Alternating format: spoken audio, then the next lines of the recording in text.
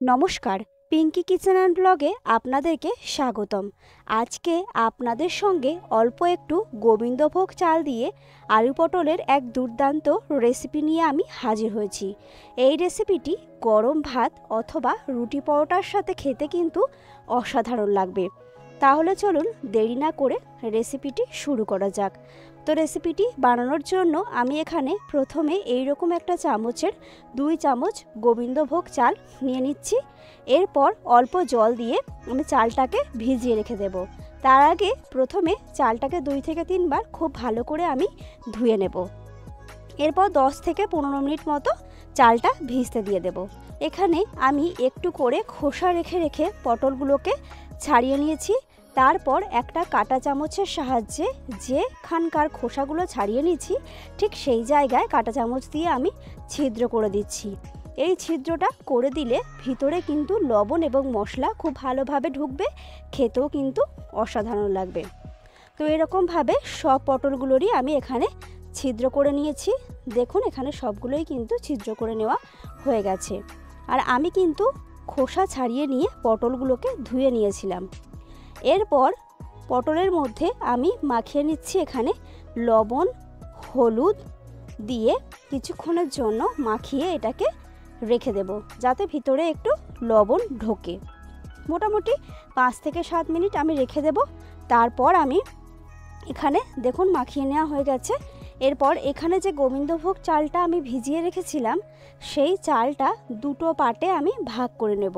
মানে 1 চামচ মতো রেখে দেব আর 1 চামচ আলাদা করে একটা বাটির মধ্যে আমি এখানে নিয়ে নিচ্ছি। এরপর একটি কড়াইতে আমি দিয়ে দিচ্ছি খুব সামান্য একটু সর্ষের তেল, মানে 1 চামচেরও কম। এরপর যে 1 চামচ আমি আলাদা করে বাটির মধ্যে নিলাম সেইটাই এরপর দিয়ে দিচ্ছি ওই গরম তেলের মধ্যে। চালটাকে আমি হালকা করে একটু ভেজে নেব।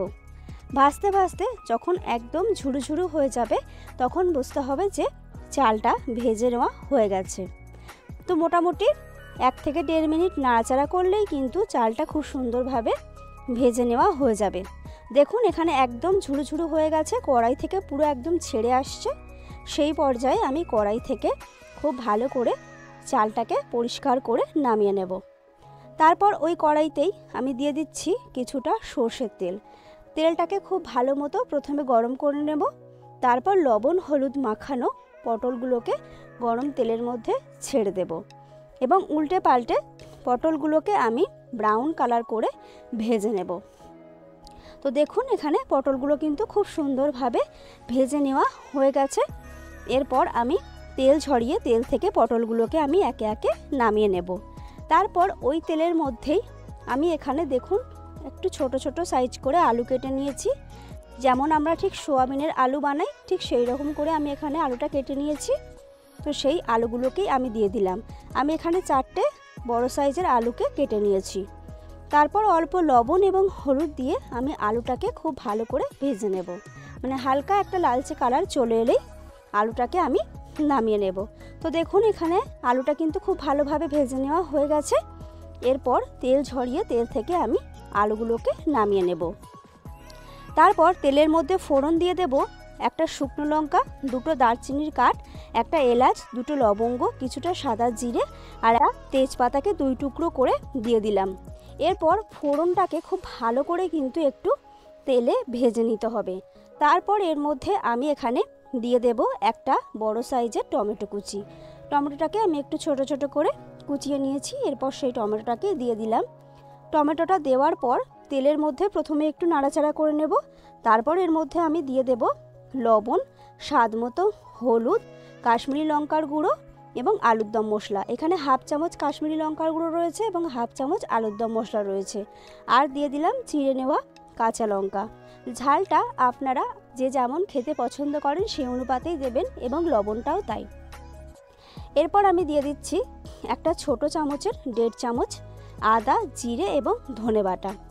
এরপর আদার কাঁচা গন্ধটা যাওয়া পর্যন্ত মশলাটাকে খুব ভালোভাবে কষিয়ে নিতে হবে। মোটামুটি 1 থেকে 1.5 মিনিট আমি মশলাটাকে খুব ভালো করে কষিয়ে নিয়েছি।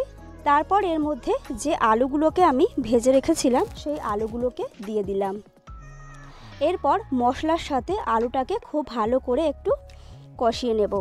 খুব ভালোভাবে কষিয়ে নেওয়া হয়ে গেলে যে গোবিন্দভোগ চালটাকে আমি ভেজে রেখেছিলাম, এরপর সেই গোবিন্দভোগ চালটাকে আমি এর মধ্যে কিন্তু দিয়ে দেব। চালটাও একটু আমি মশলার সাথে কষিয়ে নেব। তো চালটা দিয়ে দিলাম।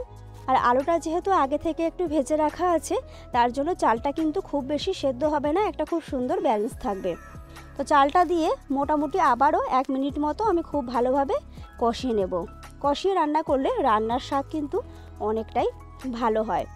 মোটামুটি কষিয়ে নেওয়া হয়ে গেছে আমার। এরপর আমি এর মধ্যে দিয়ে দিচ্ছি উষ্ণ গরম জল। এরপর খুন্তির সাহায্যে সব কিছুকে একটু মিক্সড করে দেব।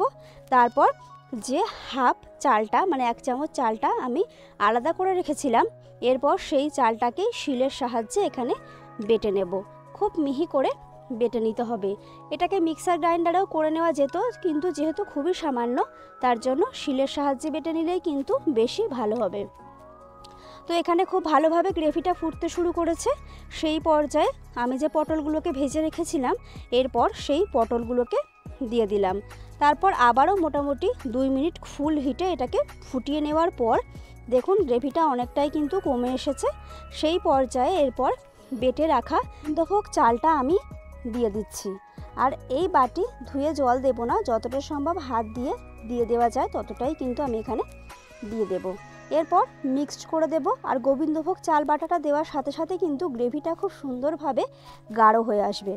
এরপর টেস্টের ব্যালেন্সের জন্য একটা ছোট চামচের 1 চামচ চিনি আমি এর মধ্যে দিয়ে দিলাম।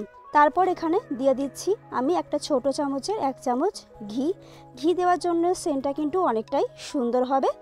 তারপর শেষ পর্যায়ে এর মধ্যে আমি এখানে দিয়ে দেব 1 চামচ শিলে বাটা গরম মশলা। তো সব কিছুকেই এখানে খুব ভালোভাবে একটু মিক্সড করে নেব। গ্রেভিটা খুব সুন্দরভাবে কিন্তু কমে এসেছে, আর বেশি রাখা যাবে না, তাহলে কিন্তু একদমই শুকনো শুকনো হয়ে যাবে। এরকম অবস্থাতেই কিন্তু নামিয়ে নিতে হবে। তো আমার এটা একদমই রেডি হয়ে গেছে। এটা গরম ভাত অথবা রুটি পরোটার সাথে খাওয়ার জন্য একদম রেডি। তো আজকের এই গোবিন্দভোগ চাল দিয়ে পটলের রেসিপি আপনাদের কেমন লাগলো অবশ্যই কমেন্ট করে জানাবেন। ভালো লাগলে লাইক শেয়ার করবেন। আর আমার চ্যানেলে যারা নতুন তারা অবশ্যই আমার চ্যানেলটিকে সাবস্ক্রাইব করে দেবেন।